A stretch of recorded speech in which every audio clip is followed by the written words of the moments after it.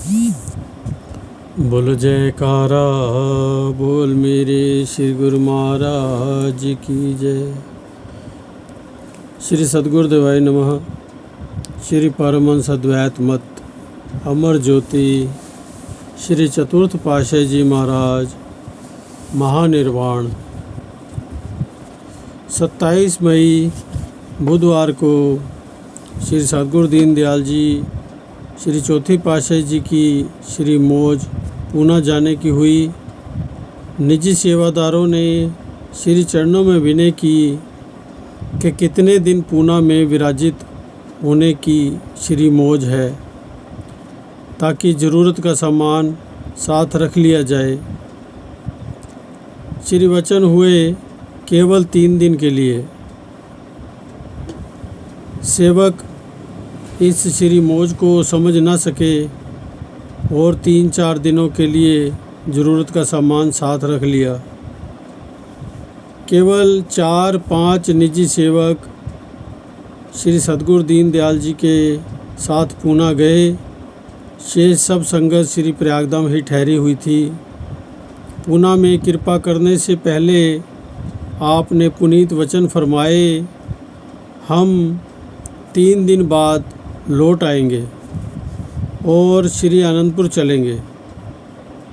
सभी गुरुमुख आरती पूजा भजन अभ्यास तथा सेवा नियम पूर्वक किया करें। सब सुमति से रहना, ये प्रवचन फरमाकर श्री सद्गुरु दीनदयाल जी ने पूना के लिए प्रस्थान किया। उस समय सब प्रेमी गुरुमुखों की आंखों में आंसू भर आए। महापुरुषों की निजी मौज व लीला ये किस रूप में सामने आएगी, जीव की बुद्धि इसे सोच सकने में असमर्थ होती है। कौन जानता है कि अल्पकाल के पश्चात पुनः प्रेमियों के हृदय विरह वियल हो जाएंगे।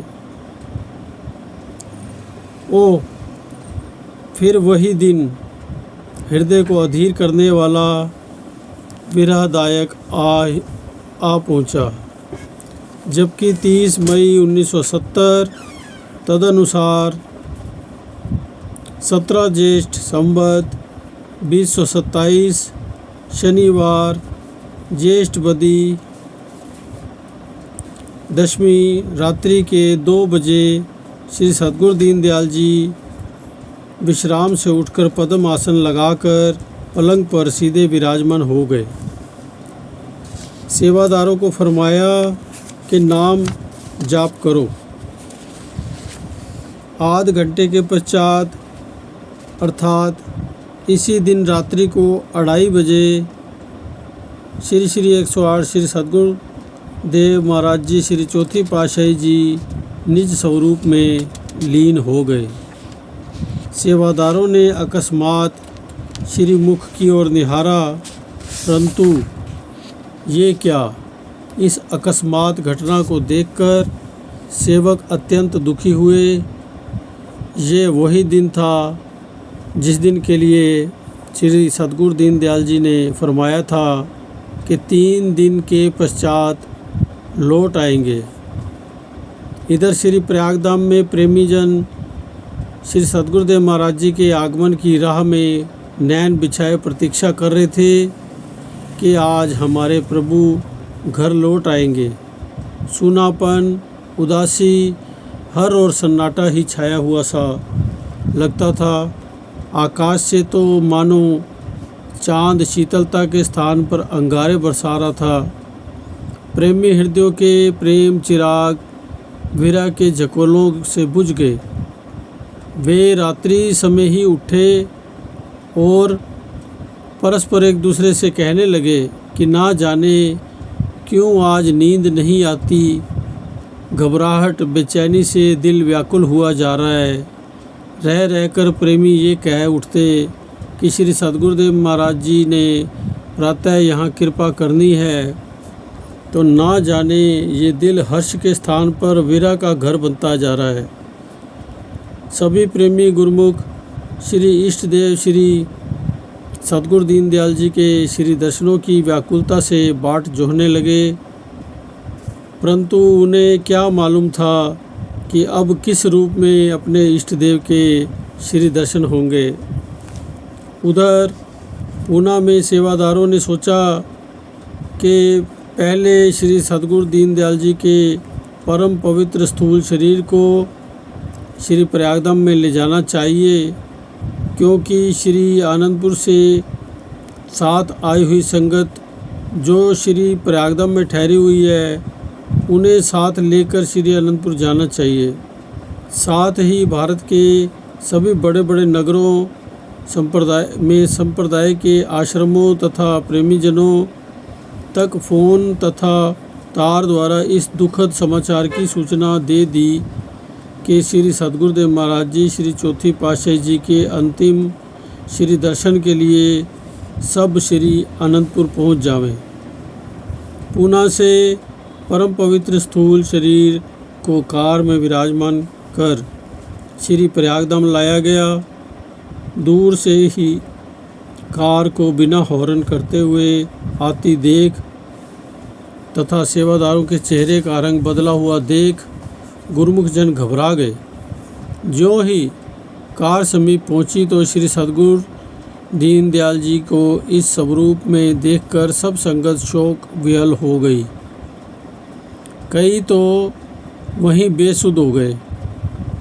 उस समय समस्त वातावरण में विरह की ज्वाला प्रज्वलित हो उठी।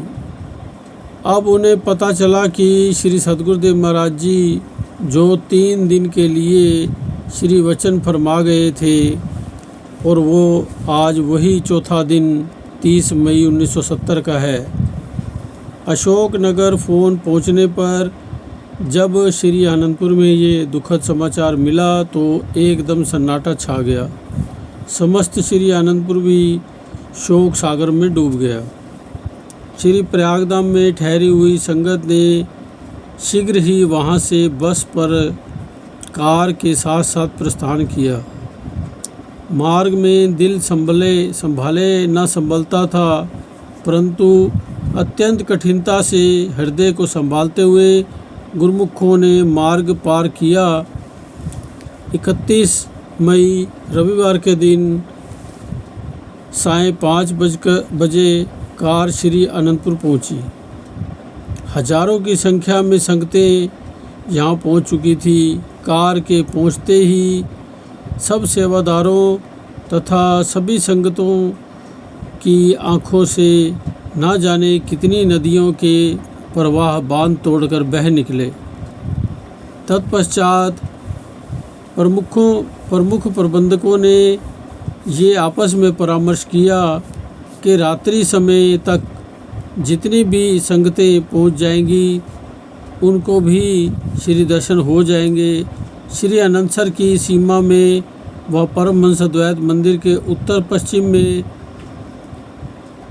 जो स्थान प्रभु ने अपने लिए नियुक्त कर गए थे वहाँ महासमाधि तैयार कराई गई। अतः 1 जून तदनुसार 19 ज्येष्ठ सोमवार श्री सद्गुरु दीनदयाल जी श्री चौथे पातशाही जी के श्री विग्रह स्थूल शरीर को स्नान कराकर नए वस्त्र पहनाए गए। विधि पूर्वक तिलक लगाकर श्री आरती उतारी गई।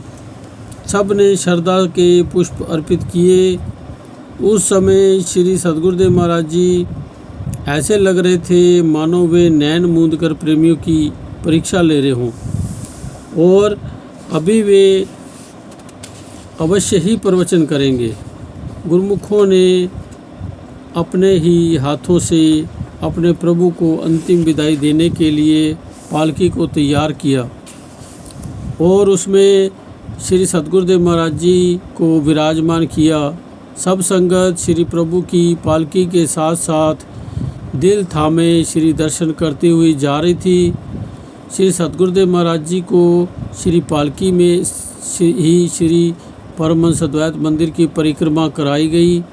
फिर श्री 108 श्री सद्गुरुदेव महाराज जी श्री तीसरी पातशाही जी के श्री आनंद शांति भवन की परिक्रमा कराने के बाद 1 जून सन 1970 तदनुसार 19 ज्येष्ठ संवत 2027 ज्येष्ठ बदी द्वादशी सोमवार प्रातः लगभग 10 बजे श्री सतगुरुदेव महाराज जी श्री चौथी पातशाही जी को महासमाधि में विराजमान कराया गया।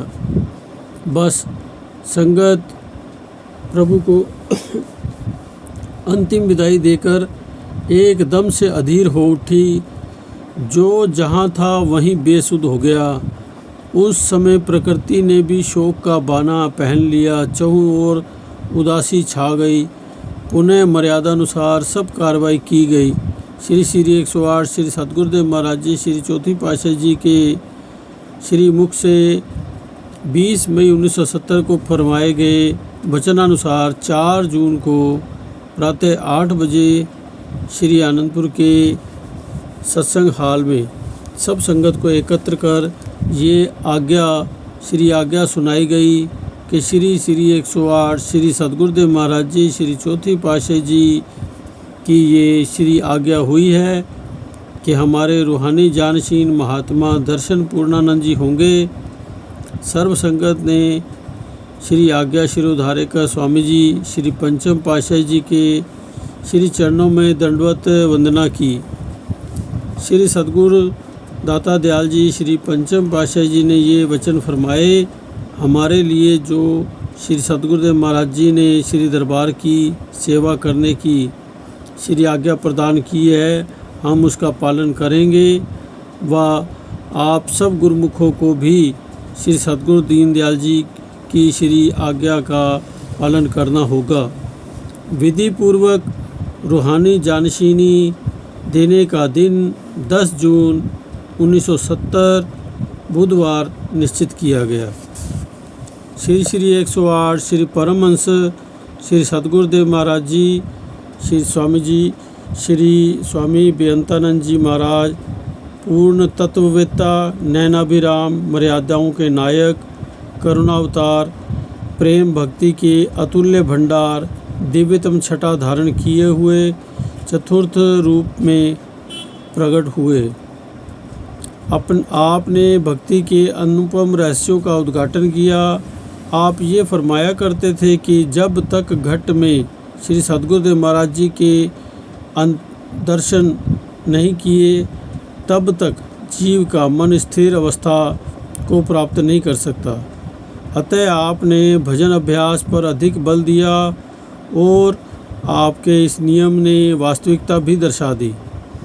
आप सहनशीलता, विनम्रता, सत्यप्रियता, प्रेम, कोमलता, साहस, संयम, क्षमा तथा उदारता के अवतार थे।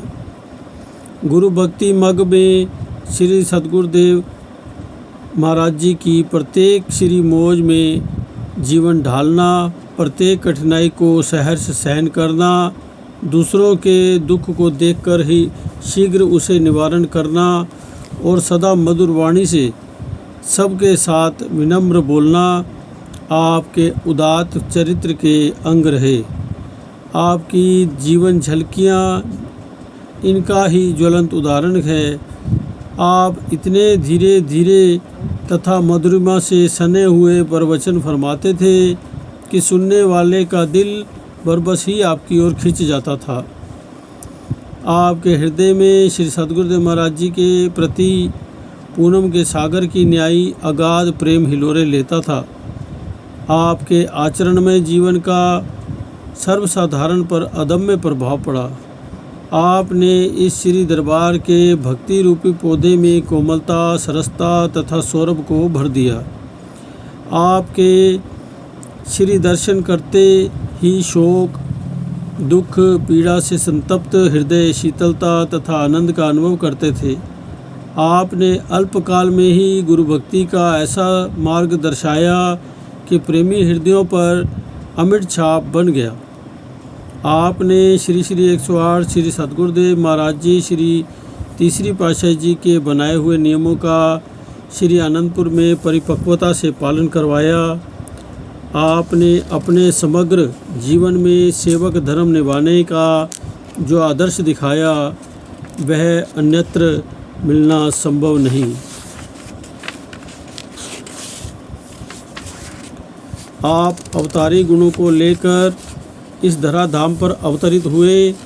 सब कुछ जानते हुए भी आपने गुरु भक्ति के आदर्शों को सन्मुख रखा। आप ये यथार्थ प्रवचन फरमाया करते थे कि महापुरुष सच्चाई पसंद होते हैं, अतः हमें भी सच्चाई पसंद है। जो व्यक्ति सत्य व्यवहार और सत्यता का पुजारी है वह हमें अत्यधिक प्रिय है। आप फरमाते थे चौपाई, निर्मल मन जन सो मोहि पावा, मोहि कपट छल छिद्र न भावा। रामचरितमानस सुंदरकांड। इस प्रकार आप स्वयं भी यथार्थ वचन कहते थे। भक्ति के यथार्थ रहस्य का ही आपने प्रतिपादन किया। आपका जैसा ही शुभ नाम श्री स्वामी बेअंतानंद जी था वैसे ही आप थे भी बेअंत। आपके इस प्रवचन ने अंतर्दृष्टि उघाड़ो, चरम दृष्टि छोड़ो। जन जन के हृदय में एक नई अनूठी क्रांति ला दी। जब भी कोई प्रेमी अथवा जिज्ञासु आपके जीव पावन श्री दर्शन तथा आनंददायिनी संगति को प्राप्त कर पुनः घर लौटता तो सार पूर्ण वचन उसके हृदय आकाश में श्रावण के मास के मेघ गर्जन के समान रह रह कर गूंज भर जाया करते हैं, जिससे ये परावाणी माया लिप्त और अंधकारमयी हृदयों में भक्ति की ज्योति जगाए रखने में सहायता देती। प्रत्येक भक्ति के अभिलाषी जिज्ञासु तथा प्रेमी के सन्मुख आपका सबसे प्रथम प्रश्न ही यही होता था कि भजन अभ्यास में कितना समय देते हो। आपने स्थायी सुख का वास्तविक स्वरूप दर्शा दिया। आपने संसार की झिलमिलाती माया की विथिकाओं में रमण करते हुए शाश्वत आत्मिक आनंद का अमृत रसपान करने का सुगम मार्ग बतलाया। आपके श्री वचन थे कि दिल को सराय मुसाफिर खाना मत बनाओ। ये केवल प्रभु के निवास के लिए है। प्रेम की भावना का सीधा संबंध प्रीतम के साथ है। प्रेम भक्ति मोती तथा धागे के समान है, जो प्रीतम और प्रेमी को एक लड़ी में पिरो देती है। जब प्रीतम और प्रेमी के बीच प्रेम का अटूट संबंध जुड़ जाता है तो ये तीनों मिलकर एक रूप हो जाते हैं। जब मन प्रेम के रंग में रंगा जाए तो प्रीतम के अतिरिक्त शेष स्वयं ही सब कुछ जल जाता है। इस विलक्षण प्रेम का अनुभव वही कर सकता है जो पहले स्वयं को मिटाकर देखे।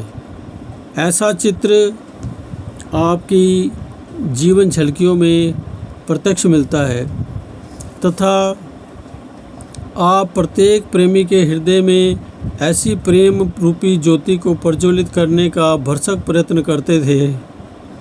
आप चाहते थे कि मानव जन्म के सुदुर्लभ अवसर को पाकर पुनः सद्गुरु के पावन संगति को प्राप्त कर जीव कोरा ही न रह जाए, अपितु वह जीवन को आत्म आनंद से भरकर इसके वास्तविक रहस्य को समझ सके। आपने मध्य प्रदेश में स्थित श्री आनंदपुर तथा महाराष्ट्र में स्थित श्री प्रयागधाम में समय समय पर प्रवचन वृष्टि से जन जन में जागृति ला दी। श्री प्रयागधाम में निर्माण कार्य कर इसे विशाल परमार्थिक केंद्र बनाकर महाराष्ट्र, आंध्र प्रदेश तथा आदि प्रांतों के प्रेमियों के लिए सेवा, श्री दर्शन तथा गुरु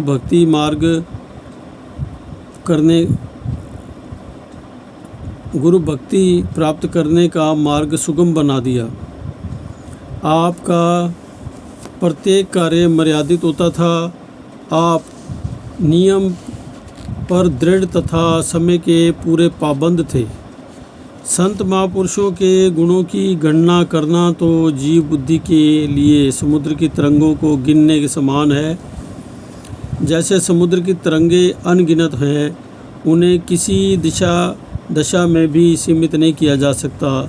इसी प्रकार आपकी महिमा भी अवर्णनीय है, असीमित है। संक्षेप में इतना ही कहा जा सकता है कि आपने गुरु भक्ति के जिन नियमों को अपने जीवन में कार्यान्वित किया, उन नियमों के अंश को भी यदि जीवन में ढाल लिया जाए तो मानव जन्म का लक्ष्य मानव सफलता के शिखर पर पहुंचने के लिए निकट ही खड़ा है। आपके महामहिम उपकारों का ये संप्रदाय आभारी है। श्रीमुख प्रवचन श्री श्री 108 श्री परमहंस सद्गुरुदेव महाराज जी श्री चौथी पातशाही जी अधिकांश भजन अभ्यास तथा अंतर्दृष्टि उघाड़ने के विषय में निज मुख से प्रवचन फरमाया करते थे। उन अमूल्य श्री प्रवचनों में से कुछ एक प्रवचन रश्मियों को यहाँ प्रस्तुत किया गया है, जिन्हें पढ़कर व मनन करके प्रेमी जन अपना जीवन आनंदमय बनाए। प्रवचन संख्या 1।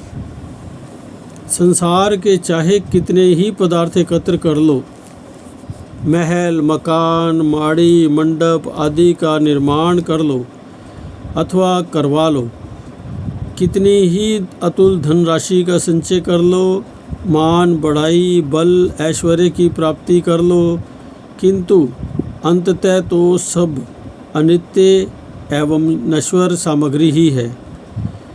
इनमें से मनुष्य का साथ देने वाली तो कोई भी वस्तु नहीं है।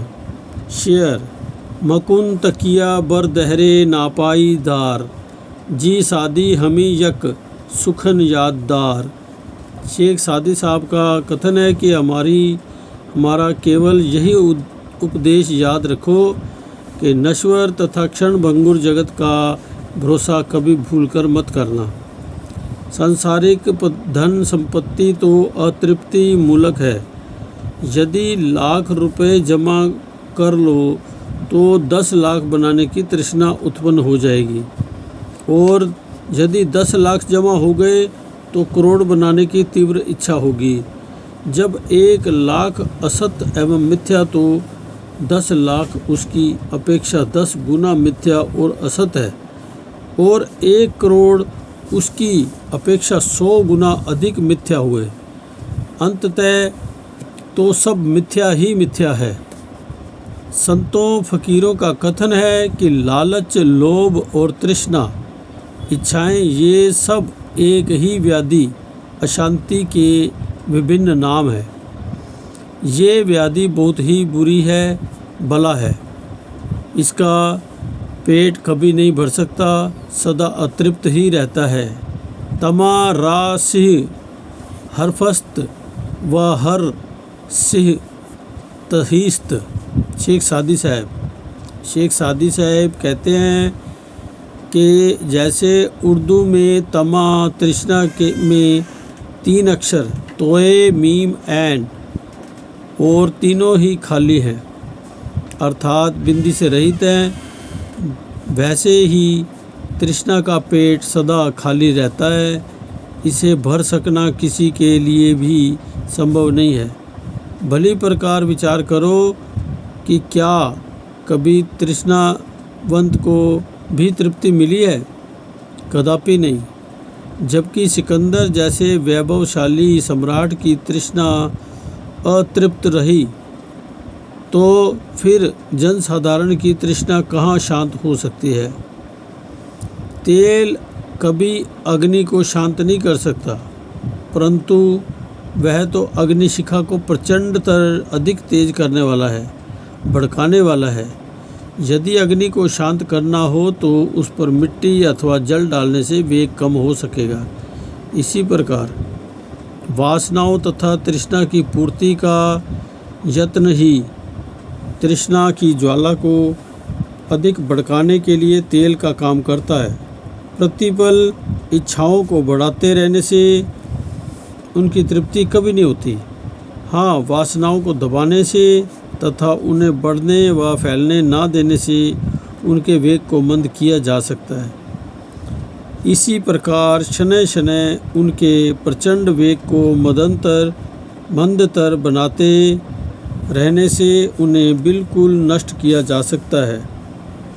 इसमें संदेह नहीं कि प्रत्येक मानव प्राणी सुख शांति का अभिलाषी है, तृष्णा की ज्वाला से दुखी है और सुख शांति की प्राप्ति के लिए दिन रात प्रयत्नशील भी रहता है।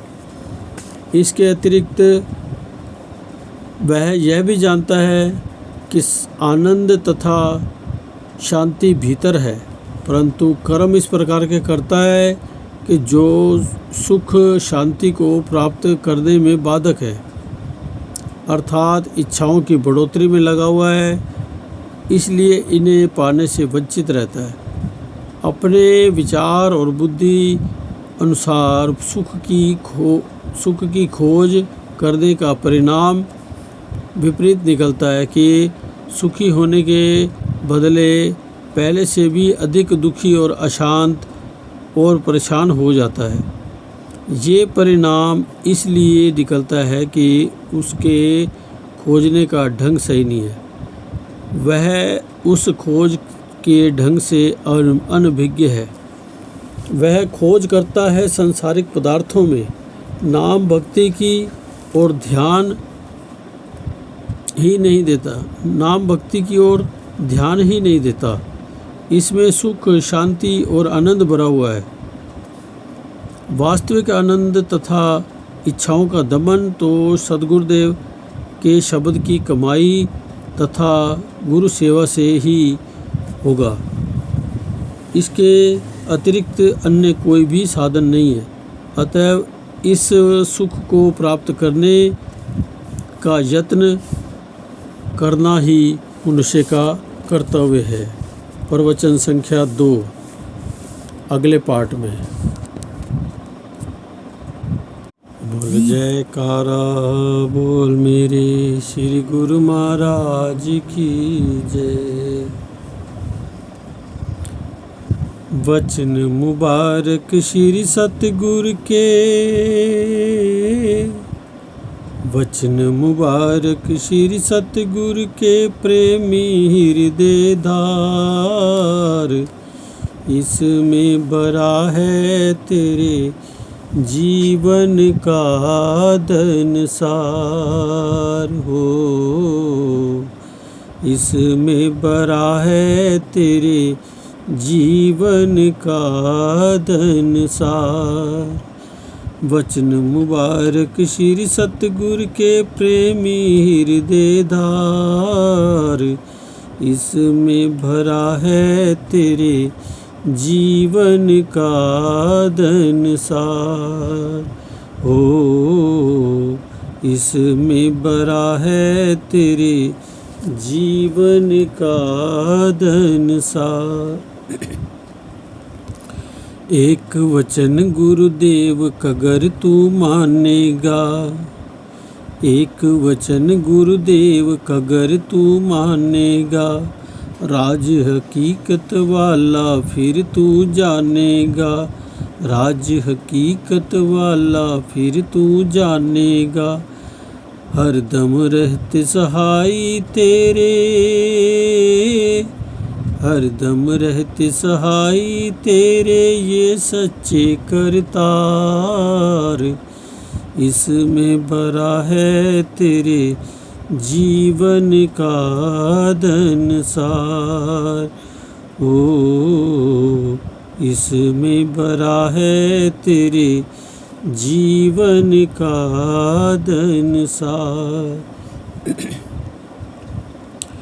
मिट जाएंगी तेरी सब परेशानियाँ, मिट जाएंगी तेरी सब परेशानियाँ।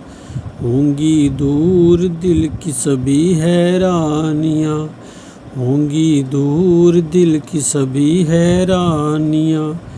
गुरु चरणों से जोड़ ले गर तू, गुरु चरणों से जोड़ ले गर तू अपने दिल की तार। इसमें भरा है तेरे जीवन का धन सार ओ। इसमें भरा है तेरे जीवन का धन सार।